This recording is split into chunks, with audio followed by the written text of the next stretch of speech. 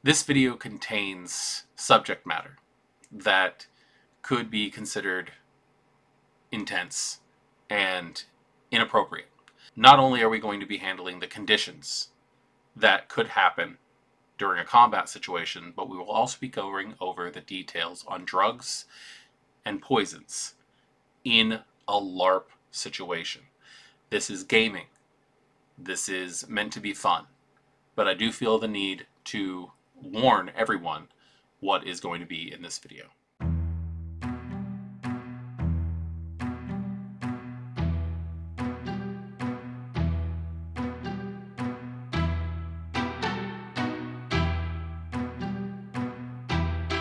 Greetings, Kindred. I am voivodemekhet, and welcome back to our world of darkness. And we're still going through the LARP book for Vampire the Masquerade, Mind's Eye Theater, Laws of the Night. We are still in Chapter 4, going over the core rules systems. We covered health and willpower and all that detail. Today, we're going to go over a little bit more of a complication when it comes to dealing with health and your character's well-being, which are conditions. Conditions are things that happen when you experience things that cause you physical and mental distress. And it's an additive in 5th edition LARP that I think is very well received, at least on my part. I've had a great opportunity to participate in a lot of LARPs, and I have found that these rules for adding just the things that can happen to you while you're going through stuff is very useful. So without further ado, let's go ahead and go through the various conditions that you could find yourself in a combat scenario when it comes to like your character and the various situations they find them in. So in the book, straight out, it says there are a number of ways to affect a target without doing damage, and these conditions have a variety of penalties. Some of these conditions require a specific attack or vampire power to inflict. Unless otherwise stated, you cannot be subject to the same condition more than once at a time. That's actually very good that it's pointed out there, is that unless otherwise stated, you can only go through these once, because a lot of these will actually give you penalties that don't really make much sense if you're stacking on top of each other.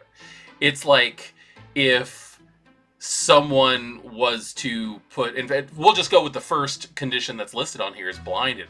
If somebody was to blindfold you and then put another blindfold over your blindfold, you're not double blindfolded. I mean, you are double blindfolded, but it's not going to do anything.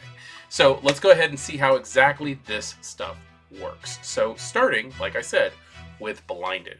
While suffering from this condition, you automatically fail all ranged physical attack challenges and any mental or social challenges that require line of sight. In addition, your pool for offensive and defensive physical challenges, except those that use your stamina attribute, suffer a -5 penalty. Powers that cause blinded will indicate within their text what resolves the condition. In the modern world, areas of natural pitch blackness are rare. Only places such as caverns, underwater depths, and specifically designed rooms should cause this condition. So basically what this is saying is that your character may become visually impaired. These are rules that basically show that it sucks if you're in that situation. A -5 penalty does make a lot of sense, especially for people who are not used to living in that way. Now, other than discipline powers, and the first thing that pops to my mind when it comes to complete blackness would be the power of oblivion, or obtenebration for us older gamers, where you are just completely blinded, taken away from all situations of being able to have any kind of sight. I do like the fact that it says that this is increasingly rare in the modern knights. There is usually some form of light somewhere when it comes to dealing in a modern situation. Deep caverns, deep underwater exploration, and things like that are incredibly rare occurrences in this day and age. Distracted. A character with the distracted condition is momentarily overwhelmed by external stimuli. While distracted, she loses her next simple action. Losing the next simple action resolves the distraction condition. So this is only something that pops up a turn at a time. You lose your next simple action. So you can still do your standard action and things like that, but like being able to take a couple steps, pull out another weapon, anything that can be resolved without a test is forfeited or forfeit. I'm not really sure what the... Yeah, I don't know. Anyway, basically you don't get it anymore, but it only lasts for one turn because after that, your attention is reestablished. This is obviously not something that you're going to want to mark on your sheet because it would be write it down, 3 seconds passed, erase it. You could very well be distracted multiple turns depending if there's a power or something that's used that is focusing on your distraction. I think that's pretty much everything that I have to say about it. I like this because it talks about the overstimulation, and this brings back thoughts of the way that the old Auspex powers of heightened senses used to work if somebody like turned on the lights really quick, or if there was a sudden loud sound and you were using that type of power at that moment. Frightened. The character must immediately move away from the source of their fear until the condition is resolved. Abilities that cause frightened will indicate within the text what resolves the condition. The idea of a character just being scared of something makes a lot of sense in a system such as the World of Darkness. We are dealing with vampires, werewolves, mages, changelings. There's so many things out there. Being frightened just means that you have to stay away from that thing. Do everything that you can to get away from what's causing you to be in that condition. Grappled. A character with the grappled condition is unable to take steps in any direction. This does not eliminate their ability to take standard and simple actions. This condition may be resolved by winning a strength plus brawl or melee test versus the grappler's strength plus brawl or melee as a standard action. Some powers, such as Mist Form, may allow a character to slip out of a grapple because they can no longer be targeted by grappling maneuvers. An individual grappled by more than one person must defeat the higher of the grappler's test pools. The grapplers gain a +1 for each additional grappler beyond the first. If the grappled character wins the test, they escape all the grapples against them.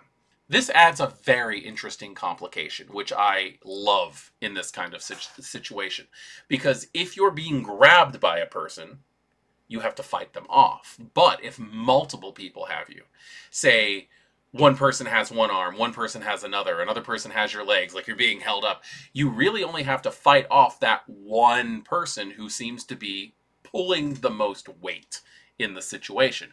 But if there are 5 people grappling you and you only have to defeat one, that person who is the head grappler, the person who has the most traits to invest in this situation, is going to get a +1. So that one person you're fighting now gets an additional 4 when it comes to the actual test. So it's going to be more difficult, but it can lead to some very cinematic moments if you really stop and think about it. Helpless.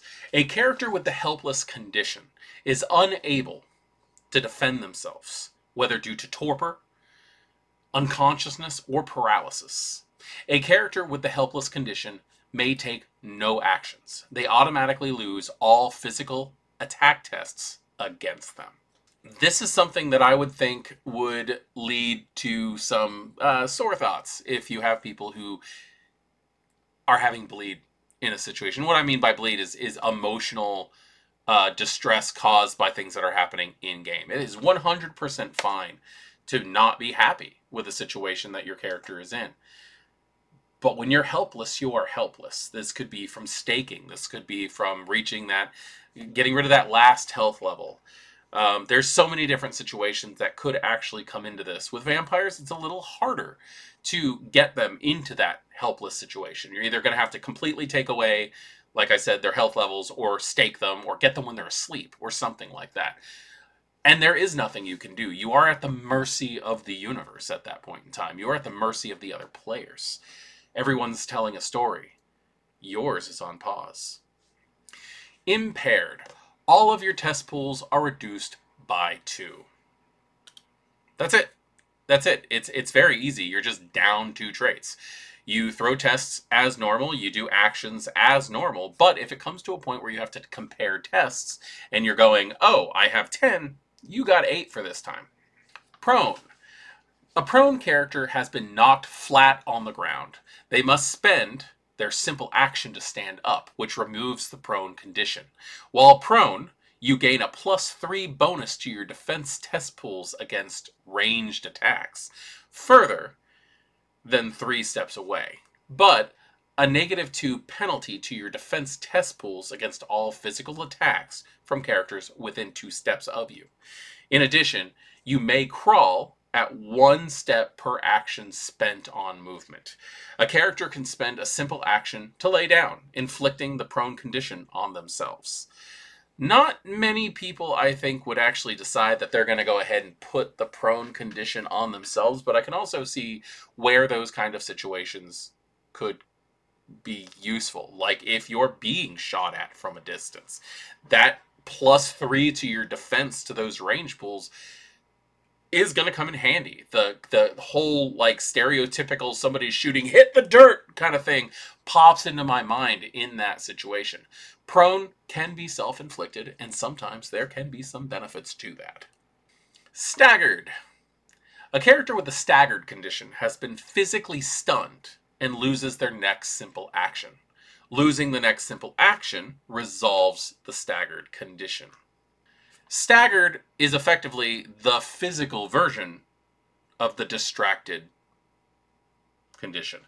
Basically what happened is something physically hit you to the point where it takes a second for you to gain your bearings. Weakened. Offensive physical test pools are reduced by 1. That's it. If your storyteller mandates that you are weakened, or if you get hit by a specific power or something like that that causes you to become weakened, you just -1 in all challenges when it comes to comparing traits. Now, like I was saying, the staggered and the distracted conditions, they pretty much do the same thing. Multiple effects in the game can cause a loss of an action. For example, a character who has the staggered by 2 hits from characters with the potence power intensity has 2 conditions, where losing their next simple action resolves the condition. Losing 1 simple action resolves both conditions. A character can only lose 1 simple action a turn, and they do not go into action debt. What that basically means is that if somebody hits you with intensity, if 2 people, let's just go with that. Let's use the scenario that regarding action lost in the book pops up and says, if 2 people come up to you and just pummel you with the potence power of intensity, that would give you the staggered condition twice. It doesn't do anything. You're just staggered the once. You get your next simple action back in the next turn. You just lose it. You lose your next one. So it says here that you cannot go into what's called action debt. Meaning, like, if you got hit by those 2 people with intensity, it doesn't mean that you're going to lose your next 2 simple actions. It just doesn't work like that. So keep that in mind. If everybody's like, oh, I'm just going to beat them down, if we're all going to jump on them and hit them with intensity, it's not really going to work. It's only going to stagger them once. You're going to cause some damage, but you're not taking away their action more than that initial simple action. Now, let's get into a little bit more detail on the blind condition. Mundane darkness rarely causes the blinded condition. Instead, dense fog, being lost in the wilderness with the stars only to light you, or being caught in a poorly lit basement cause visual impairment. Any visual impairment that does not cause the blinded condition instead gives a -1 penalty to all pools for offensive and defensive physical challenges, except those that use your stamina attribute. You don't have to worry about that. Your stamina is your stamina. Not being able to see well is not going to cause any problem with that. I really like the fact that there is a obvious difference between the concept of I can't see well to I can't see at all. That is a very nice thing that they have added, and I thank the writers for including that. Let's talk about suffocation. Something I never thought I would say on a YouTube channel. Mortals can hold their breaths for 30 seconds times the number of dots that they have in their stamina attribute. So if you have 5 stamina, you're holding your breath for like, what is that, like a minute and a half? That's pretty intense. I've tried to do that kind of thing. I think all of us have sat in class when we were in high school watching the clock and see if we can hold our breath from the time the second hand goes all the way around. Am I alone on this one? When unable to breathe, mortal characters take 1 point of normal damage every turn, or every 3 seconds if not in combat. The damage cannot be reduced or negated while the character is unable to breathe, such as being underwater or in a room filled with toxic gas. Vampires do not need to breathe and therefore cannot suffocate. This is going to come up with ghouls. This is going to come up with normal humans. When the Hunter book comes out, possibly werewolves are going to suffer with this, though they might very well have their own suffocation rules due to their supernatural natures. Drugs and alcohol. It's time for our Dare class, kids. Vampires are immune to the negative consequences of mundane toxins and poisons. They may partake of mundane drugs and alcohol by drinking the blood of an individual who are under the influence of these things, but the effects are mostly muted in comparison to what happens with mortals. For vampires, no high is as good as blood itself. That's the whole point of Vampire the Masquerade, is the addiction of pure draining of a victim.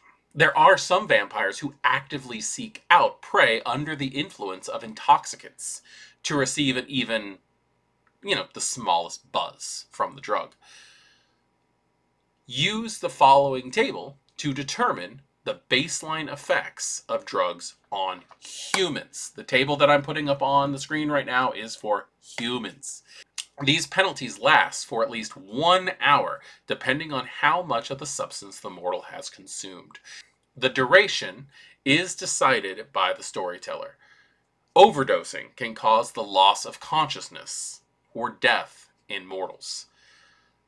The last column of the table describes the effects on a vampire who has slaked more than 3 hunger on a human, or multiple humans in a span of 5 minutes, under the influence of the listed drug.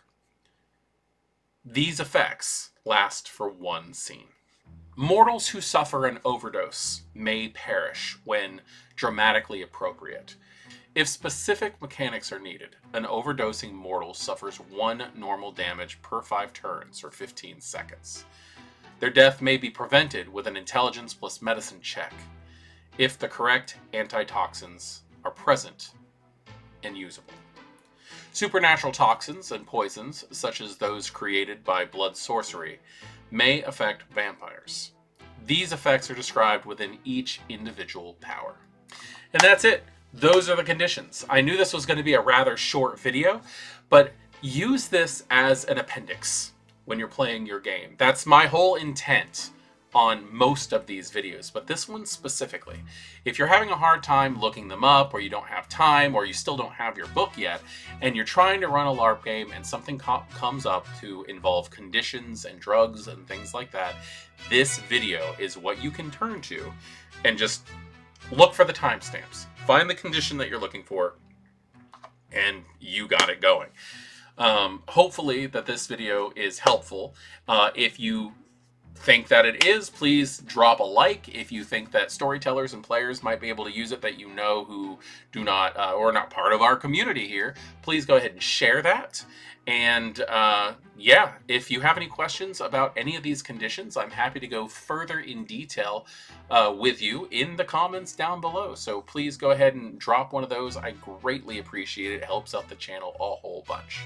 So with that being said, I do believe that we might be done when it comes to Chapter 4 after one more video. After this, we're going to go ahead and handle downtime actions and how exactly they can affect your game.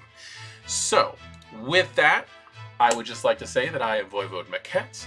This is our world of darkness, and I look forward to seeing you all in the next video.